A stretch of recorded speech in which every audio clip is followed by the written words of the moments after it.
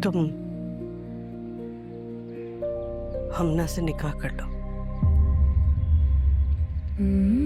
दरिए निजात episode 7 story explained.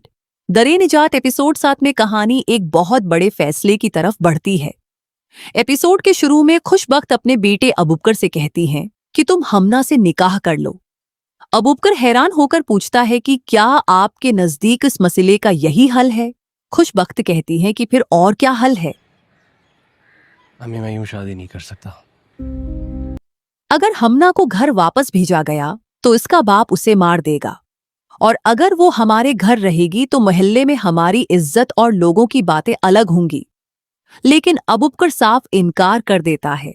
वो कहता है कि वो ऐसी शादी नहीं कर सकता क्योंकि इस गलती में सिर्फ उसका कसूर नहीं है। उसके बाद अबूबकर फैसला करता है कि वो खुद हमना से बात करेगा और उसे उसके घर लेकर जाएगा। दूसरी तरफ जरियाब और जामिल के मामले में भी एक नया मोड़ आता है। जरियाब अपने मुस्तकबल और रहाइश के बारे में परेशान होती है।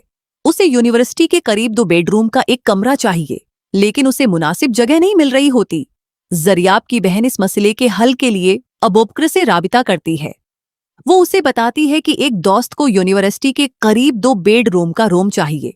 अबूबकर कहता है कि ठीक है, वो अपनी तफसीलात भेज दे, फिर वो इस सिलसिले में मदद करेगा।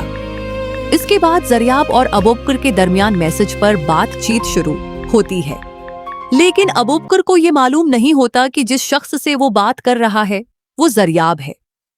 जरियाब आखिर में रहाइश के लिए अपनी जरूरी तफसीलात और नाम भेज देती है, और जैसे ही अबूबकर की नजर इन तफसीलात पर पड़ती है वो हैरान रह जाता है, क्योंकि उसे अंदाजा हो जाता है कि जिस लड़की के लिए वो कमरा ढूंढने में मदद कर रहा था वो कोई और नहीं बल्कि जरियाब है।